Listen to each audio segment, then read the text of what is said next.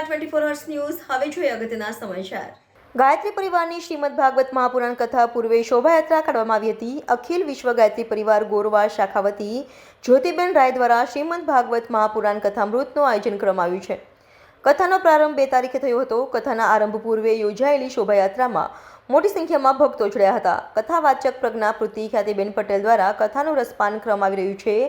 આગામી 9 જાન્યુઆરી સુધી ગોરવા તળાવ પાસે ગુજરાત હાઉસિંગ બોર્ડ નજીક મંગલદીપ કોમ્પ્લેક્સના પ્લોટ પાસે કથાનું રસપાન થઈ શકશે। કથામાં 7 તારીખે કૃષ્ણ જન્મ અને ગોવર્ધન પૂજાનો પ્રસંગ વર્ણવવામાં આવશે, જ્યારે ભગવતી દેવીની જન્મ શતાબ્દી સાથે પ્રેરણાપૂજ અખંડ દીપની જન્મ શતાબ્દીની ઉજવણી નજીક આવી રહી છે, ત્યારે અખિલ વિશ્વ ગાયત્રી પરિવાર ગુજરાત હાઉસિંગ બોર્ડ ગોરવા દ્વારા આ કથાનું આયોજન કરવામાં આવ્યું છે।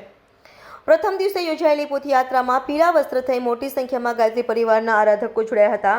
ગાયત્રી પરિવાર દ્વારા શહેરમાં અનેક ધર્મ કાર્ય અને સત્કાર્યો કરવામાં આવી રહ્યા છે, તેમાં એક ધાર્મિક કાર્યના કામમાં વધારો થયો છે। મોટી સંખ્યામાં ભક્તો જોડાયા હતા।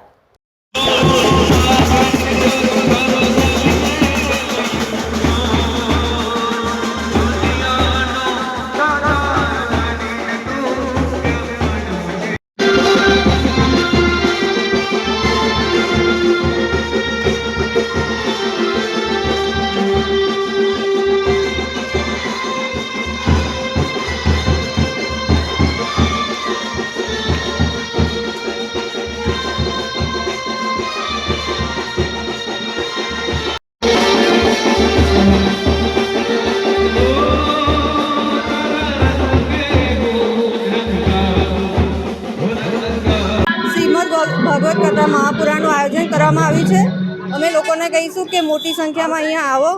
આ કથા કરવાનું મુખ્ય આયોજન એ છે કે નવું વર્ષ ચાલુ થઈ ગયું છે, લોકોના સુખકારી માટે આવનાર વર્ષ સૌના માટે સુખકારી નીવડે, પ્લસ પિતૃઓના આશીર્વાદ મળે, એના માટે થઈને આ કથાનું આયોજન કરવામાં આવ્યું છે। જે શ્રીમદ ભાગવત કથા મંગલદીપ ખાતે એનું આયોજન થયેલ છે।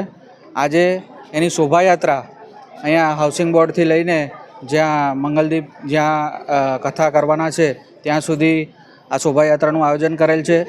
3 તારીખથી 9 તારીખ સુધી શ્રીમદ ભાગવત કથા ચાલવાની છે, ત્યારે અહીંયા આ વિસ્તારના અને આજુબાજુના વિસ્તારના સૌ લોકોને, ભક્તજનોને આ ભાગવત કથાનું જે આયોજન અખિલ વિશ્વ ગાયત્રી પરિવાર ગોરવા દ્વારા કરવામાં આવેલ છે, એમાં આપને ભાવભીનું આમંત્રણ છે।